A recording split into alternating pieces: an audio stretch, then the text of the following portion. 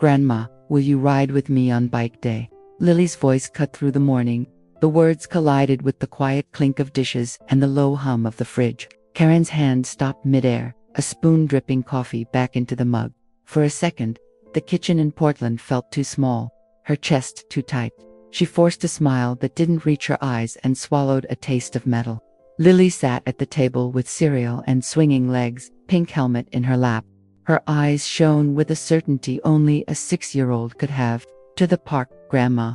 All the moms will ride too," she added, naturally. Karen heard the word ride echo like an old bruise being touched again. She nodded vaguely, hoping the child would change the subject on her own. The calendar on the fridge had a bright circle around Saturday, bike day. The 3 exclamation marks were drawn in purple marker, Lily's favorite color. Karen stared at them as if they were warning signs on a highway. The little drawing of a stick figure on a bike seemed to mock her stillness. Behind her, the coffee machine beeped, reminding her that time kept moving. "So you'll come, right?" Lily pushed, voice full of trust, not pressure. She scooted closer on the chair, cereal spoon dripping milk on the table. Karen felt a pulse at her temples, that old familiar rush of heat. Her body knew the memory she refused to remember clearly. I'll see, sweetheart," she said, and even she heard the crack in her voice. Lily's smile faltered for a second, then tried to pull itself together with hope. "It's okay, we have all week to practice," she answered, innocent and bright. She jumped off the chair, helmet bouncing against her small chest. Her faith in Karen was total, almost sacred, painfully pure. Karen watched her run to the living room, heart pounding like a warning drum. The kitchen felt quiet again, but it wasn't the same quiet as before. It was thicker, full of ghosts, full of roads she'd never taken. Karen gripped the back of the chair, knuckles turning white. She could feel the ghost of asphalt beneath her skin, uninvited. The question Lily had asked felt bigger than the house itself. She carried her mug to the sink, but forgot to drink it at all.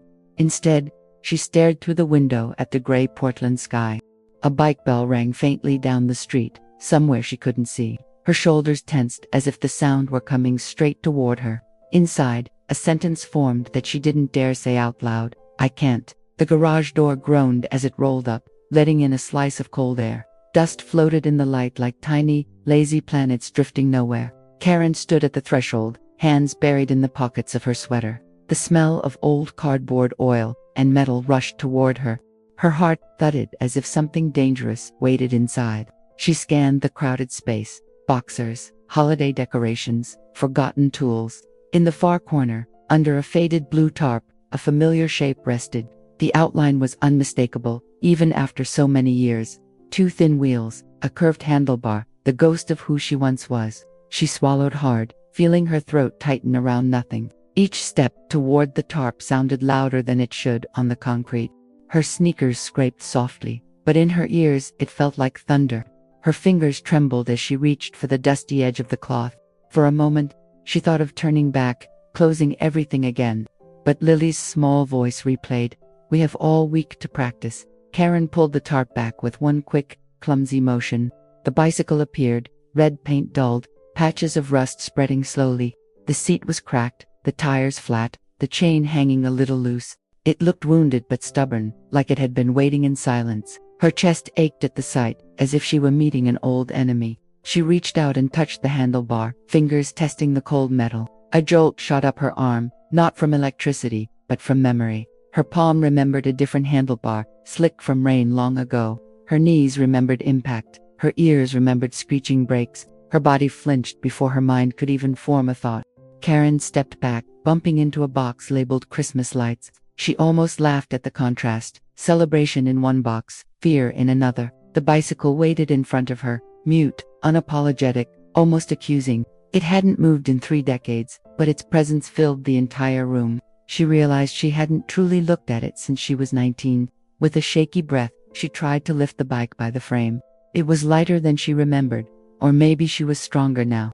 The rubber of the tires left a faint black mark on the floor as it rolled. The small squeak of the wheel made her teeth clench involuntarily. She whispered to herself, barely audible, "It's just metal. Just metal." That night, the accident finally came back in pieces she couldn't hold away. Karen lay in bed, the room dark, the rain tapping on the window glass. Every sound of water brought her back to that morning long ago. She'd been 19, late for class, sky gray and streets still wet. Her red bike had felt like freedom then, not a threat. She saw herself again, younger, pedaling hard down a busy Portland street. The air had been cold, her fingers numb inside thin gloves. Cars passed close, too close, but she'd trusted her balance completely. She remembered humming under her breath some song from the radio. She hadn't noticed the speeding car at the intersection. The memory sharpened, the sudden honk, too loud, too late, the screech of tires over wet asphalt, a horrible metal scream. Her front wheel jerked sideways, the world tilting unnaturally fast. Her body flew, the sidewalk rushing up like an open hand. Then impact, bone against cement, breath ripped out of her chest. Lying there in the dark, Karen could almost feel the old pain bloom again. Her hip burning, her shoulder exploding, the back of her head ringing. Strangers' voices had circled her, distant and panicked. Someone had shouted, "Don't move her, don't move her, call 911. She'd tried to speak, but only a broken sound escaped. The hospital lights flashed next in her mind, harsh and unforgiving. The smell of antiseptic, the beeping machines, the scratchy sheets, doctors talking over her as if she were half present, half gone. Her mother crying quietly in the corner of the room. Her father staring at the floor, jaws set, anger hiding his fear. Back then, they all said the same reassuring words. "You're lucky. You survived. No broken spine, no paralysis, just fractures, bruises, weeks of recovery." They praised her strength, her youth, her resilience, but no one asked about the fear that crawled under her skin. No one saw how the sound of tires haunted her dreams. Karen stared at the ceiling now, 50 years old and suddenly 19 again. Her hands gripped the blanket as if it were the handlebars. She realized she never truly got back on a bike after that day. She'd avoided streets, avoided speed, avoided anything without control. The memory didn't ask permission. It came to stay the night. The next afternoon, her daughter Emily dropped by to pick up Lily. The house filled with the usual clutter of backpacks and small shoes. Karen tried to act normal, moving slower so no one would notice. But Emily's eyes were sharp, trained by years of living with her. "Mom, are you okay? You look a little off," she asked, gently. Karen wiped her hands on a dish towel, buying time. "I'm fine, just didn't sleep well," she said, too fast. Emily leaned against the counter, crossing her arms, waiting. There was no judgment in her face, only concern and curiosity. Karen felt suddenly smaller, like a child hiding a bad grade. "So, bike day," Emily began, testing the ground carefully. "Lily said you might ride with her. She's over the moon about it." The words landed like stones in Karen's stomach. I'm not sure I can," she admitted, eyes dropping to the floor. The confession felt heavier than it sounded. Emily frowned, honest confusion appearing on her face. "Can't, because of your knee. Or, you just don't feel like it?" she asked. Karen hesitated, feeling shame heat the back of her neck. "How do you explain being afraid of something so simple? I had that accident, remember? A long time ago," she murmured. Her daughter's expression softened, but only slightly. "Yeah, but that was decades ago, Mom. You healed. You're okay now." The words "you're okay" cut in a place that was still bleeding. Emily didn't mean harm, she just didn't know the whole story. No one ever had, not really, not even Karen herself. I never got back on a bike," Karen confessed, voice low. She twisted the dish towel, feeling it bite into her hands. "Every time I think about it, my chest tightens. I freeze." Emily exhaled, somewhere between impatience and empathy. "Mom, it's just a bike, and Lily would be so happy." The phrase "it's just a bike" echoed like an accusation. Karen felt tears sting, but refused to let them fall. She nodded vaguely, feeling more alone than before the talk. It wasn't about the metal, the wheels, the seat. It was about a part of her life she'd locked away and never faced. That night, sleep stayed far from her. As if the bed were made of nails, Karen lay listening to the old house breathe around her. Pipes groaned softly, the fridge hummed, a branch scratched the roof. Each sound made her more awake, more aware of her own heartbeat. The dark felt crowded with thoughts she didn't want. She pictured Lily's face, hopeful, eyes wide behind missing front teeth, the pink helmet, the little bike with training wheels, the glittery bell. The innocence of that invitation replayed over and over. It wasn't a demand, it was a gift. a doorway being offered, and Karen felt herself standing frozen in front of it. Her mind wandered through the years she'd let fear choose for her. The trips she refused because there'd be cycling tours, the jobs she didn't apply for because of the commute, the invitations to group rides she laughed off as not my thing. Tiny, quiet decisions that built a cage around her. She turned onto her side, staring at the faint streetlight on the wall. 50 years old, and a piece of her still stuck at 19. Her body had healed, left scars only doctors could see, but her trust in herself, in movement, in risk, stayed shattered. She wondered how much life she'd left on that sidewalk years ago. Rain began again, gentle at first, then heavier, drumming on the roof. The sound blended with the distant whoosh of cars on wet streets. She imagined bike tires cutting through puddles, fearless and smooth. Somewhere out there, people were riding without thinking twice. The idea felt both absurd and deeply enviable. Karen pressed the heel of her hand against her chest, feeling it rise and fall. "I'm tired of being afraid," she whispered into the dark. The words surprised her. They tasted like a confession and a prayer. For the first time, the fear and the shame didn't feel like the same thing. One paralyzed her, the other begged her to move. She realized no one could decide this for her. Not Emily, not Lily, the garage, the bicycle, the memory. They were hers alone. Somewhere between midnight and dawn, a small resolve took shape. Not a promise to ride, not yet, but a promise to try. She closed her eyes, knowing morning would demand an answer. Karen stepped into the morning chill, the kind that makes every breath visible. The garage door was already open, and the bike stood waiting in silence. She felt her pulse quicken as she approached the frame, palms sweating. Her fingers brushed the handlebar, and her stomach dropped sharply. It felt like touching a memory that hadn't forgiven her yet. She took a breath that stuttered halfway in, unsteady and thin. The edges of the world seemed too sharp, every sound too loud. A crow cawed somewhere above, slicing the quiet. Her knees wobbled with an old, stubborn fear she barely understood, but she didn't back away. She didn't run this time. With a trembling hand, she tried to swing her leg over the seat, but the motion froze halfway, her body rebelling instantly. Her chest tightened as if something invisible wrapped around her ribs. The old fear rose fast, hot, and uninvited, suffocating her resolve. She stepped back, breath shaking, eyes burning with frustration. The bike leaned against her fingertips for a moment before falling still. Karen stared at it, feeling foolish and fragile at once. "Why is this so hard?" she whispered, voice cracking open. The answer didn't come, only a hollow ache in her chest. It felt like failing at something she'd never relearned. She walked in a small, nervous circle around the driveway. Her heartbeat pounded in her ears like a relentless drum. She tried once more to lift her foot, barely an inch. It was enough to trigger another flash of panic, sharp and stinging. She backed away again, shaking her head in disbelief. The quiet of the street made her feel even more exposed. No cars passed, no neighbors watched, yet she felt observed, as if the past itself stood behind her, arms crossed, waiting. The stillness around her felt too heavy, too intentional. She understood that today would not be a victory. She exhaled slowly, the breath long and defeated. The bike's shadow stretched across the pavement like a question. Karen placed one hand on the seat, grounding herself gently. "I'll try again tomorrow," she said, half promise, half plea. And though she'd failed to mount the bike, she hadn't walked away. The next morning, Karen rolled the bike into the driveway again. The air was damp, smelling faintly of pine and distant rain. She wiped her palms on her jeans, determined to try differently. But her body tensed before she even touched the handlebars. The fear still waited, patient and familiar. As she hesitated, the sound of footsteps approached behind her. Turning, she saw Mr. Callahan, her elderly neighbor with kind eyes. He carried a bag of gardening tools and a slow, steady smile, trying to get back on. "Are you?" he asked softly. Karen felt her throat tighten but nodded anyway. He leaned on his rake, speaking with calm certainty.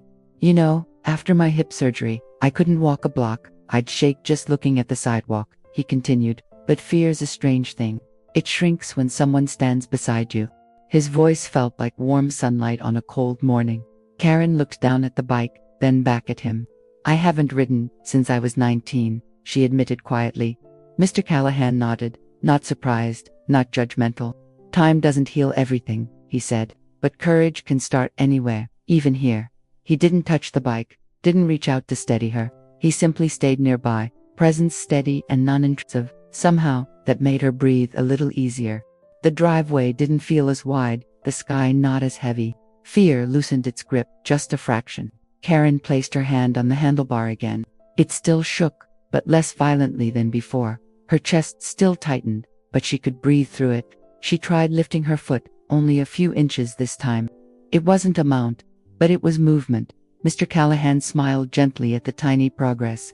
"That's how it starts," he said, voice like reassurance. Karen felt a warmth beneath her ribs, unexpected and welcome. She realized she didn't need to do this alone. For the first time, hope flickered where fear had lived. Karen decided to try again just after lunch, when the sun was warm. The light made everything softer, even the old red bike. She held the handlebars and slowly walked beside it. Each step made her aware of her breathing, careful and measured. Her chest felt tight but not crushing. The wheels rolled quietly across the driveway.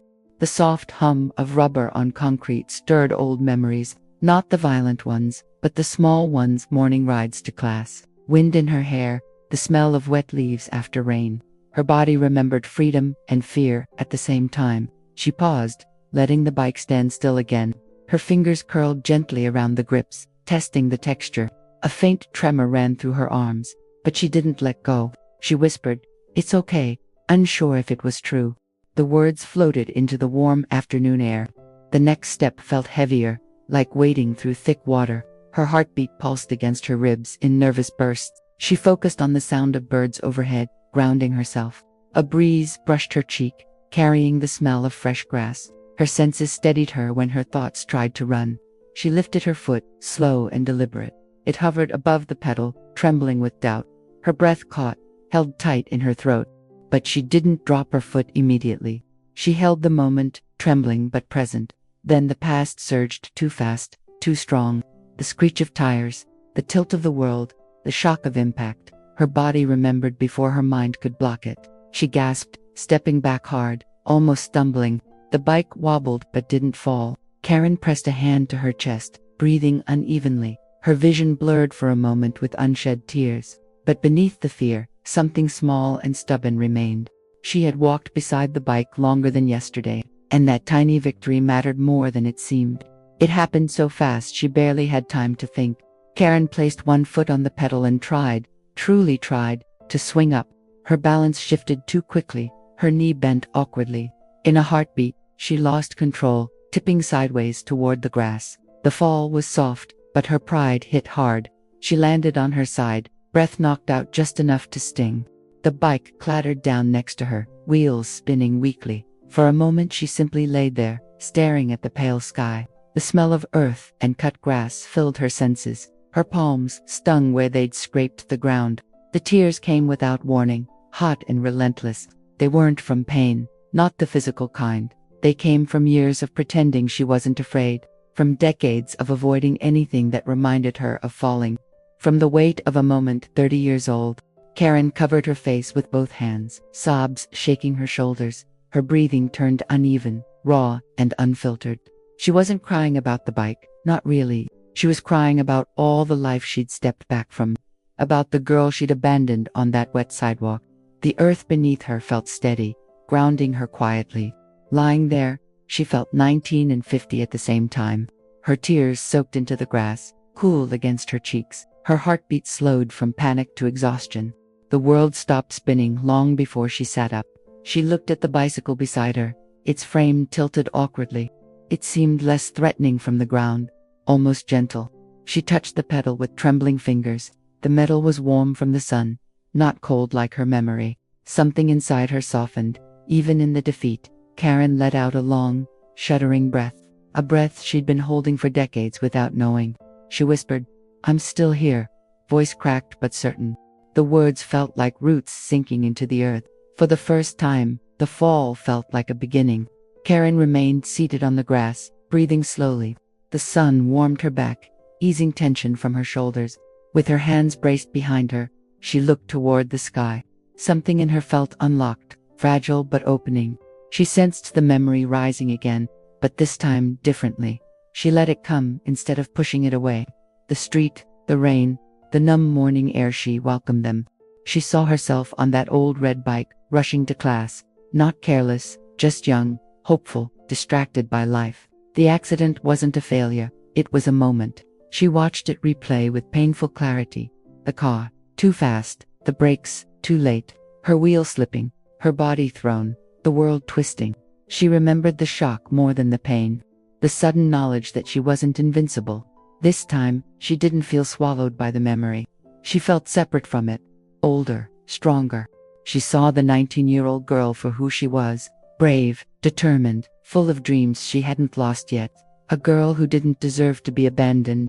Karen closed her eyes and breathed deeply. A breeze brushed her skin, lifting strands of her hair. The smell of grass and warm earth grounded her again. For a moment, she imagined comforting her younger self, telling her she survived, she grew, she kept going. When she opened her eyes, the fear felt smaller, still present, but no longer holding her hostage, like a shadow that couldn't hide the sun anymore. Her chest felt lighter, spacious in a way she'd forgotten. Her breath moved freely for the first time in years. She reached for the bike and lifted it carefully. The weight surprised her lighter than her memory. The chain glinted in the sunlight, trembling slightly. Her hands were steady as she adjusted the handlebar. Something inside her whispered, "You're not done yet." Karen stood again in the driveway, the air holding a soft morning glow. The bicycle waited with a quiet patience that felt almost human to her. She placed both hands on the handlebars, steadying her breath carefully. Her pulse fluttered, but not wildly, more like a nervous rhythm waking up. The world seemed wide, welcoming, and frightening, all at once. She lifted her foot slowly, guiding it toward the pedal with intention. Her movements were deliberate, shaped by fear but also by determination. This time, she didn't freeze immediately. She held herself in place firmly. Her breath moved in and out with slow precision as she centered her weight. She felt her balance shift in a way that was unfamiliar but promising. Her other foot pushed off the ground, a gentle nudge toward momentum. The bike rolled forward a single, wobbly inch, then another, and another. Her body trembled with both terror and wonder as the wheels began to move. It was not graceful, not confident, but undeniably real in its progress. For the first time in decades, she experienced motion without collapse. A rush of emotion pierced her chest, sharp and bright like sudden light. It wasn't triumph exactly, but something close to relief blooming slowly. Her breathing hitched as the bike drifted forward, fragile and unsteady. Her hands clung to the handlebars as if they were fragile threads of hope. She felt the earth beneath her shift into a moving path rather than a threat. She managed only a few feet before stopping abruptly, heart racing hard. Her legs trembled like branches in the wind, but they still held her upright. She exhaled shakily, realizing she had not panicked, not even once. The moment felt impossibly small and impossibly enormous at the same time. A pressure behind her eyes suggested tears that she refused to fight anymore. Karen stepped off the bike with careful precision, grounding herself gently. She rested one hand on the frame, feeling its warmth from the rising sun. The fear was still there, but softened, diluted by the proof of movement. She whispered a quiet acknowledgement to herself, almost reverent in tone. This was real, she murmured, as if naming it made it stronger. She looked toward the street, imagining possibilities that once felt unreachable. Her thoughts stretched toward the future instead of folding into the past. Something inside her felt newly awake, like an ember returning to flame. She knew she would try again soon, not because she had to, but because she wanted to. And wanting was the beginning of a freedom she had not felt in years. Karen chose the early hours of dawn for her private practice sessions. The world felt quieter then, wrapped in a soft blue haze of possibility. She rolled the bike out gently, careful not to wake the sleeping neighborhood. The cool air touched her skin like a reminder of the day waiting to unfold. She felt both nervous and strangely excited to begin again. With slow and thoughtful motions, she mounted the bike more easily this time. Her legs steadied themselves with a subtle confidence she barely recognized. She pushed forward, shaky but undeniably capable of holding her balance. The driveway blurred slightly as she drifted across its length. Her breath moved with her, expanding rather than collapsing. She practiced turning in small, imperfect arcs that grew wider each day. The wheels whispered over the concrete in soft, comforting circles. Her arms loosened gradually, releasing old tensions stored deep inside.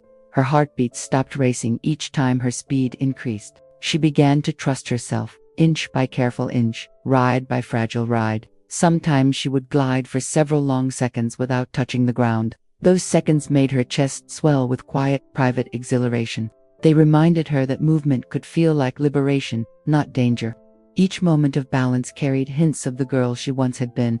It felt like rediscovering a lost language her body still remembered.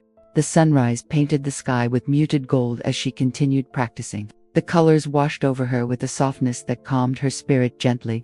She felt as if the morning itself encouraged her to keep going carefully. Occasionally she would laugh under her breath, surprised by her own joy. Joy that seemed to emerge from some forgotten place within her. She kept these secret rides to herself, guarding them like fragile treasures, not out of shame, but out of a desire to hold the experience close. It felt sacred, like reclaiming something deeply personal and long denied. Each morning she improved just enough to feel progress without pressure.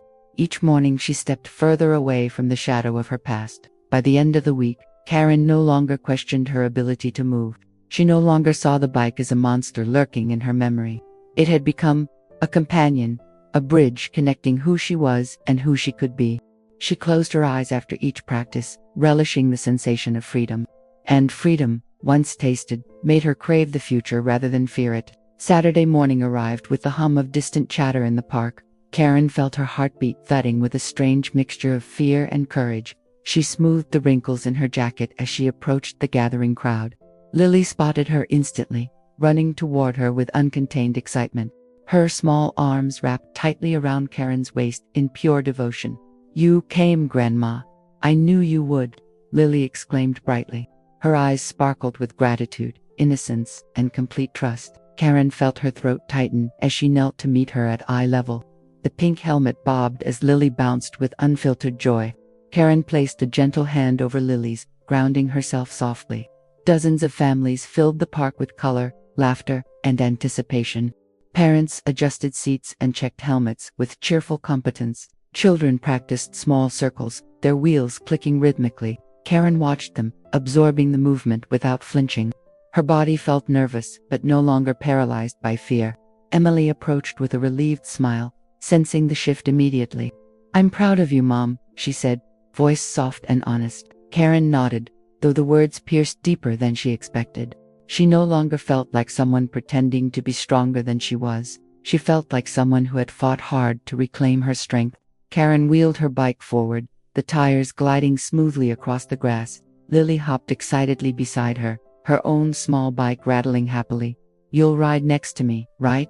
Lily asked with shining confidence. Karen inhaled deeply, feeling courage stir inside her ribs. "Yes," she whispered, "I'll ride right beside you."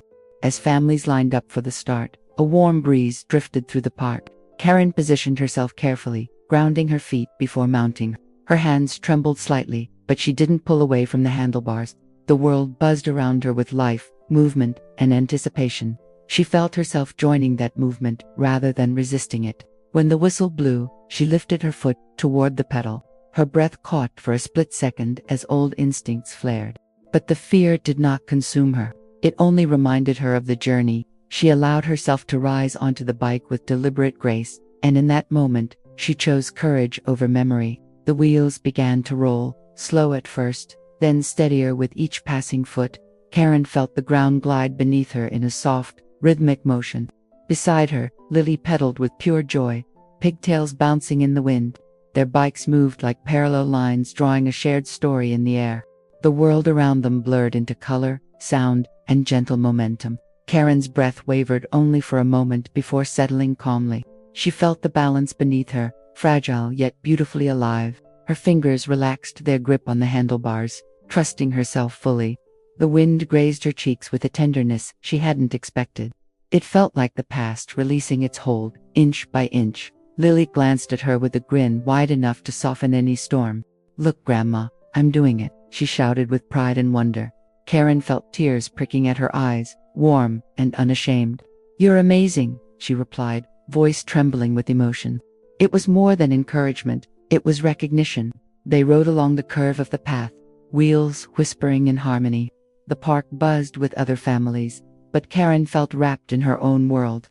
Every pedal stroke carried a memory rewritten, a fear dismantled. Her heart felt spacious, almost expanding with newfound possibility. She sensed a lightness in her body she hadn't felt in decades. The sun filtered through the trees, casting shifting shadows on the path, their silhouettes one tall, one tiny glided together like connected shapes. Karen realized she wasn't just moving forward physically. She was stepping into a version of herself she thought impossible to reach. The realization filled her with quiet, startling gratitude.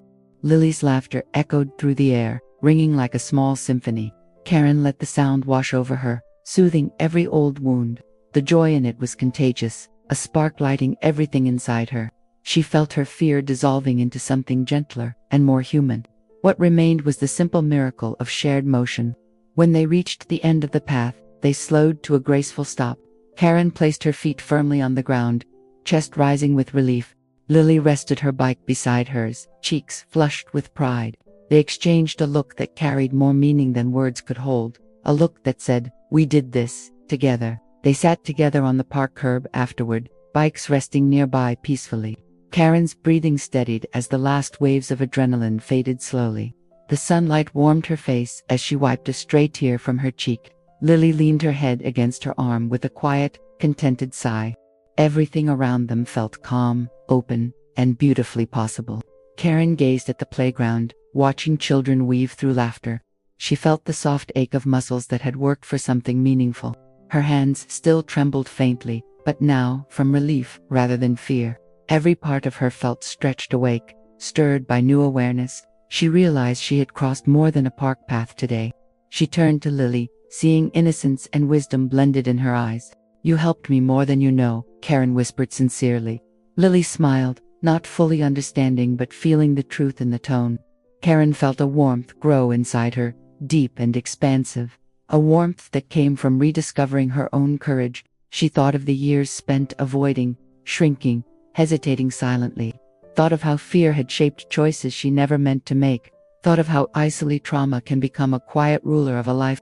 But today, something had shifted gently, yet unmistakably. She had stepped toward herself in a way she once thought impossible. Karen inhaled deeply, letting the fresh air fill every corner of her chest. The scent of grass, sunlight, and distant pines settled inside her calmly. She felt grounded in a way that made her want to hold the moment forever. This wasn't the end of her fear, but the beginning of her freedom. A freedom earned through moving, falling, rising, and trying again. She looked at the bike beside her, no longer a symbol of pain. It now felt like a vessel for everything she had reclaimed. A reminder that movement can stitch the past into something kinder. She touched the handlebars gently, grateful for their quiet patience, grateful for the path that had brought her back to herself. And then the understanding came, soft and profound as a whisper. This journey had never truly been about riding a bicycle again. It had been about trusting her own legs, her own time, her own soul, about learning that starting over at 50 isn't Letit's perfect. And in the end, Karen didn't teach Lily how to ride into life. It was Lily who taught Karen how to live again, with movement and hope. Taught her that fear can loosen when love stays close beside it. Taught her that healing is not a finish line but a slow unfolding. Karen felt tears rise again, but this time they were soft and grateful. Because life after so long standing still was finally moving again.